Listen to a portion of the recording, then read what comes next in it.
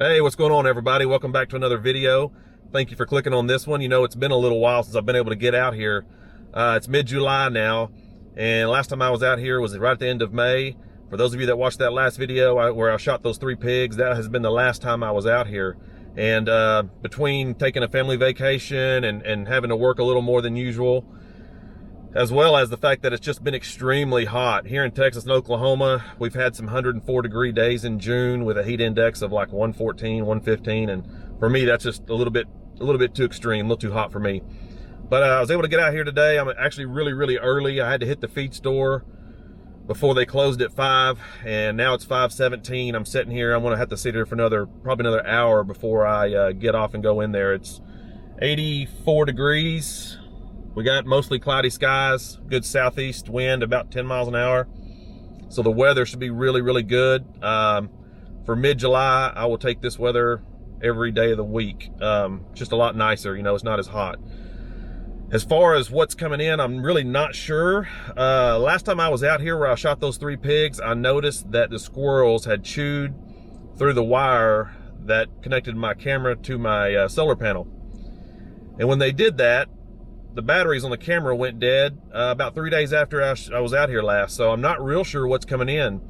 I bet if the feeder is still throwing corn, though, the pigs are still coming in. I just don't know. This that time of year. Here it is, like I said, mid-July, when we start filling all our feeders and kind of gearing things up more towards deer hunting. I know meeting my buddy out here in the morning, first thing to kind of fill some feeders, hence why I had to go to the feed store. But anyway, I'm going to get in there, kind of check everything out. I'll meet back up with you here in about an hour. Like I said, I'm gonna sit here for a little bit. I'll get dressed, get all my gear, head in, and meet back up. Man, it's pretty warm out here today. I know what the truck said, but with the heat index, it's humid. I guess because all the rain we got this morning. But should be a pretty good walk. I'm gonna be at the same stand I was at last time, where I shot those 3 pigs. It's been the only feeder we've got going. And here on the lease, we don't feed all throughout the summer. We tend to cut a lot of our feeders down. I know we've got 7 out here at any given time, but usually throughout the summer, we only like to keep just a couple going. That way it focuses, I guess, all the attention on those 2 feeders, so we don't have to guess where they're coming in at, and the pigs just start pounding on one of them. But anyway, I'm gonna head in there tonight. Should be a really good evening, provided the feeder's been going, and hopefully get one on the ground for you. So hang tight. I'll see you here soon in the stand. Damn it. I just got to my stand.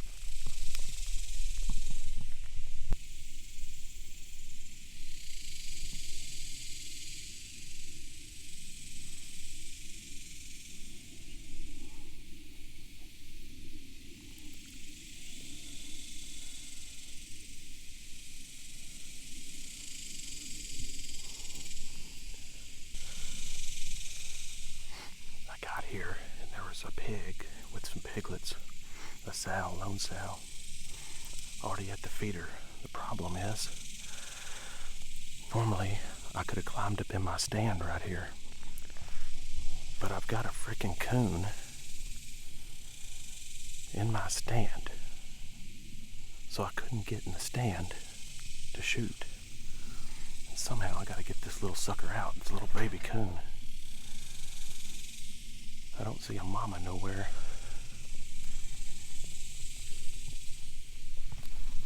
But he's probably not gonna like me being in here with him. So, actually I think there may be two. So I'm gonna kind of give them a chance to get out on their own.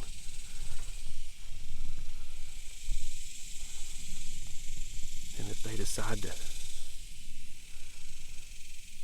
come after me, it's gonna be a pretty funny video.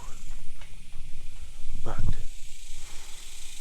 I've got to get them out of this stand if I plan on hunting here tonight.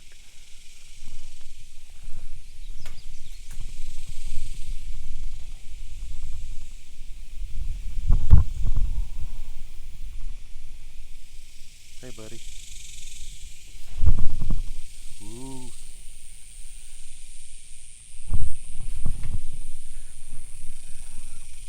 Alright, there's one. He's gone. Now I gotta get that one out.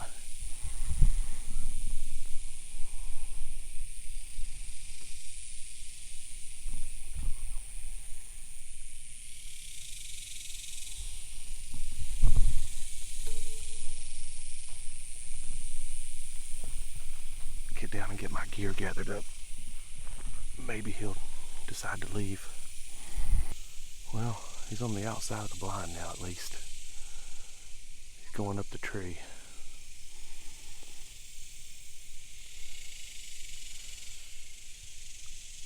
Problem with that is, he's still going to be behind the blind or on top of it. And somewhere there's a mama. Alright, well I made it to the stand. I'm sitting here, I'm ready to go. I've already had to deal with coons and pigs being at the feeder already, so it's already been a really interesting night. I'm going to sit here till dark, maybe a little after. I've got lights on this feeder, and so I know it's throwing corn now. I'm just going to sit here till a little after dark. Now, those baby coons that were in the stand when I got here, they climbed up this tree right here in the back, and they're still up there somewhere. So as it gets dark, it may get a little western, because they're going to want to come down at some point.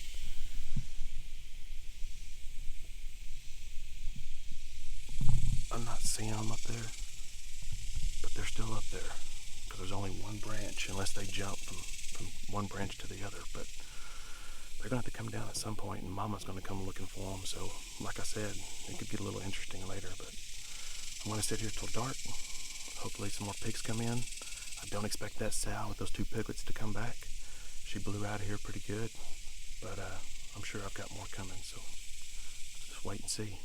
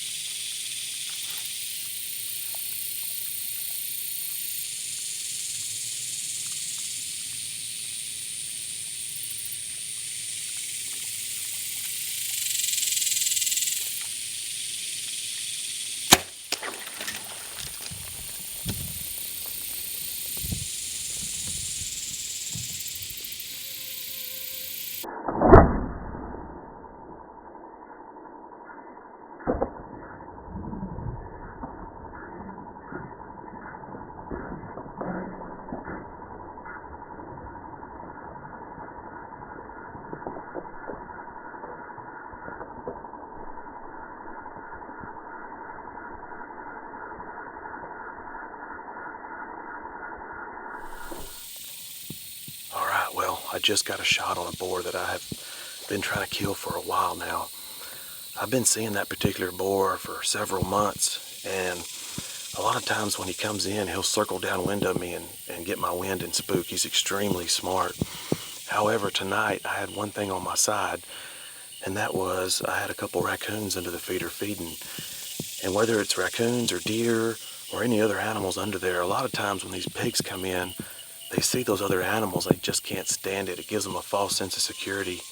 And in the case with him, he was coming in and I thought he was going to circle downwind. He kept looking up at me like maybe something wasn't just quite right. He acted like he was going to circle, and then he went back in and then came back out and went straight to the feeder.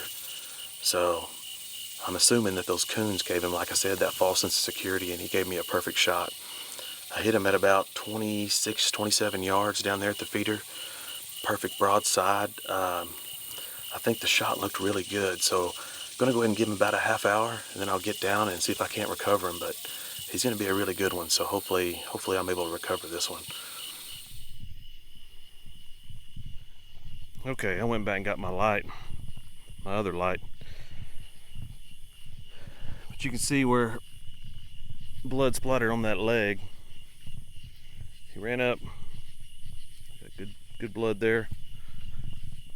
Last time I seen him, he was up by this tree.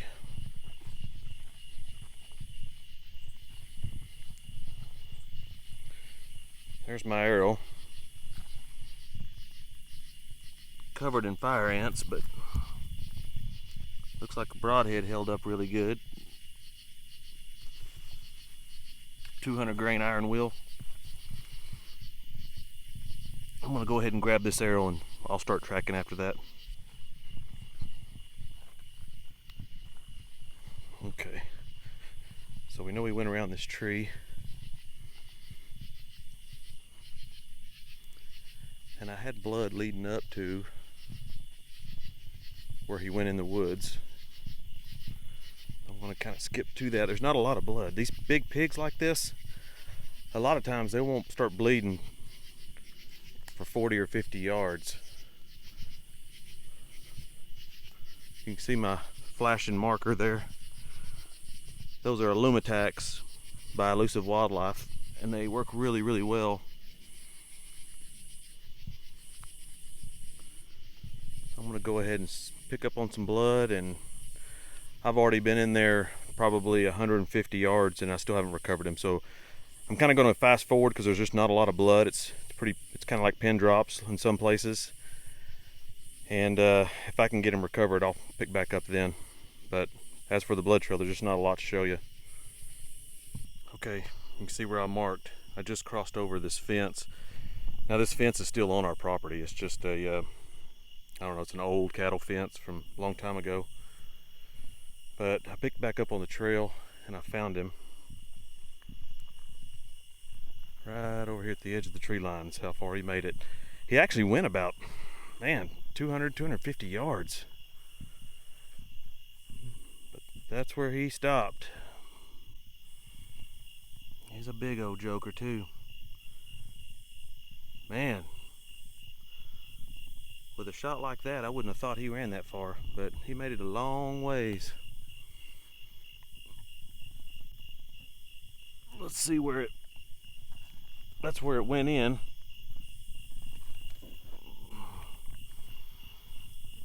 And came out right there, right at the shoulder.